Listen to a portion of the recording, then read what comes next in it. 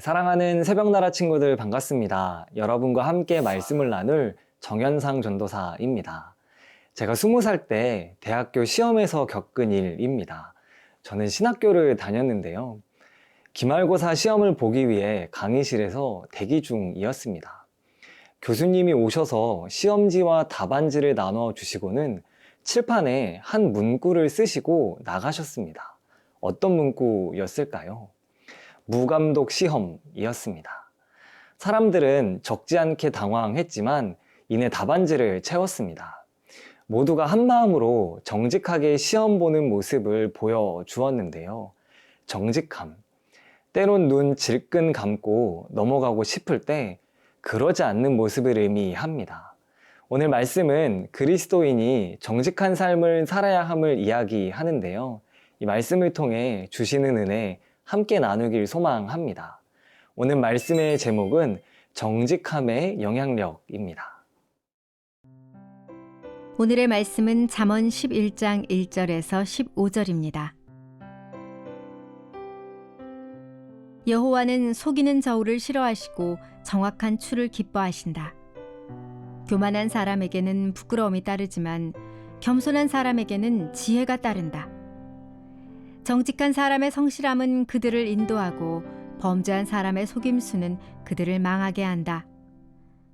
진노의 날에 재물은 아무 쓸모가 없지만 의리는 죽을 사람을 구해낸다. 흠없는 사람은 그의 의로 그가 갈 길을 곱게 하지만 악인은 자기 악함 때문에 걸려 넘어진다.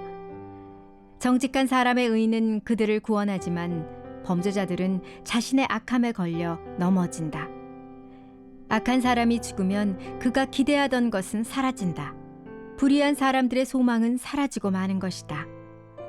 의로운 사람은 고난에서 빠져나오게 되지만 악인은 그 대신 고난에 빠진다. 하나님을 경외하지 않는 사람은 그 입으로 이웃을 망하게 하지만 의인은 지식으로 구원받는다. 의인이 번영하면 그 성이 기뻐하고 악인이 쓰러지면 그 성에 함성이 울린다. 정직한 사람의 복으로 인해 그 성은 흥하게 되지만 악인의 입 때문에 그 성은 망한다. 지혜 없는 사람은 그 이웃을 무시하지만 지각 있는 사람은 잠잠히 있는다. 소문을 퍼뜨리는 사람은 남의 비밀을 드러내고 믿을 만한 사람은 그 일을 감춰둔다. 지도자가 없으면 백성은 망하지만 조언자가 많으면 승리가 있다. 남을 위해 보증을 서는 사람은 보증으로 괴로움을 당하지만 보증 서기를 거절하는 사람은 안전하다. 오늘 본문은 정직함에 대한 이야기를 합니다. 우리 함께 본문 1절 말씀을 보겠습니다. 여호와는 속이는 저울을 싫어하시고 정확한 추를 기뻐하신다. 정직이라는 단어는 무엇을 의미할까요? 사전에서는 이를 마음의 거짓이나 꾸밈이 없이 바르고 곧다라고 이야기합니다. 성경에서 정직한 사람과 정직하지 않은 사람이 등장하는 예는 우리가 잘 아는 달란트 비유가 있습니다. 어느 날 주인이 종에게 내가 준 돈을 가지고 장사를 해서 이익을 남기라는 말을 하고 여행을 떠납니다. 종들은 각각 5달란트, 3달란트, 1달란트를 받았습니다. 주인이 종에게 달란트를 맡긴 이유는 무엇일까요? 받은 돈을 가지고 일하라는 의미입니다. 이에 정직한 두 종은 열심히 장사해서 수익을 남겼고 다른 한 종은 아무 일도 하지 않고 허송세월했습니다. 어느 날 주인이 돌아와 결산할 때 정직한 종은 주인이 베푸는 잔치에 참여하고 정직하지 않은 종은 크게 혼나게 되었습니다.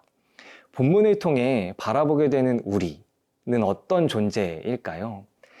종들처럼 정직하고 성실한 삶을 사는 사람입니다. 물론 본문에 나온 달란트라는 의미가 우리에게는 조금 더 확장되어 나타납니다. 생명, 건강, 재능, 시간 등등. 우리는 하나님께서 주신 모든 것을 정직하게 사용해야 할 사람입니다. 그런데 기준이 한 가지 있습니다. 무분별하게 사용해서는 안 됩니다. 그 조건이 2절 말씀에 나타나는데요. 우리 함께 본문 2절 말씀을 보겠습니다. 교만한 사람에게는 부끄러움이 따르지만 겸손한 사람에게는 지혜가 따른다. 본문은 겸손한 사람에게는 지혜가 따른다고 이야기합니다. 여기서 이야기하는 지혜란 무엇일까요? 남을 존중하고 자기를 내세우지 않는 태도입니다. 성경은 이러한 모습이 그리스도인으로서 지혜로운 삶을 살아내는 방법임을 이야기합니다. 사랑하는 새벽나라 친구 여러분, 때론 눈 한 번 질끈 감고 부조리한 방법을 선택하려 할 때가 있습니다. 그런데 그때 기억해야 합니다. 그리스도인은 하나님 앞에서 정직하고 지혜로운 삶을 살아내는 사람입니다. 이 정도는 괜찮아 라며 유혹에 타협하지 않고 늘 정직하며 겸손한 삶을 살아내는 우리가 되길 축복합니다.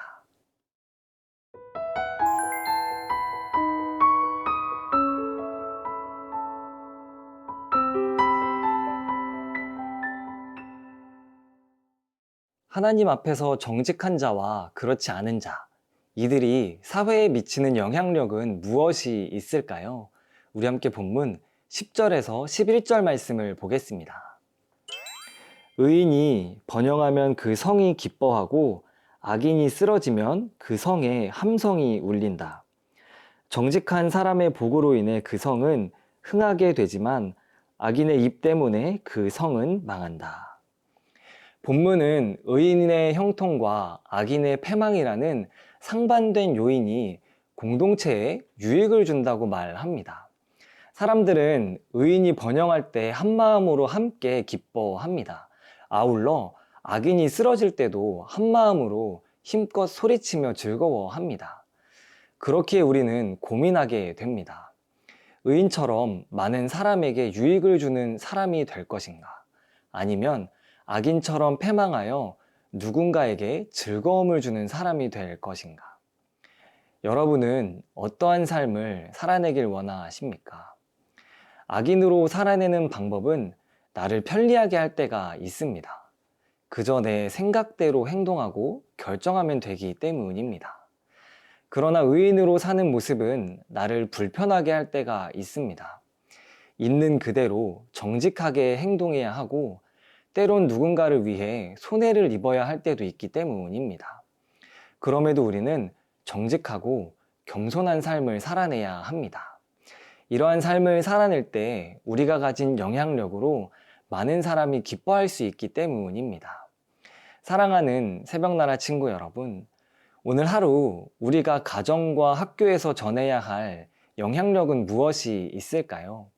바라기는 하나님 앞에서 정직하고 겸손하여 선한 영향력을 끼치는 우리가 되길 소망합니다. 모두가 선택하는 편한 방법대로 살지 않고 때론 불편하더라도 하나님 앞에서 선하게 살아가는 우리가 되길 축복합니다. 우리를 인도하시는 하나님, 주님을 닮아 정직하고 겸손한 우리가 되길 소망합니다. 오늘도 우리를 부르신 곳에서 선한 영향력을 전하며 그리스도인으로 살아낼 수 있도록 인도하여 주시옵소서. 감사합니다. 예수님의 이름으로 기도합니다. 아멘.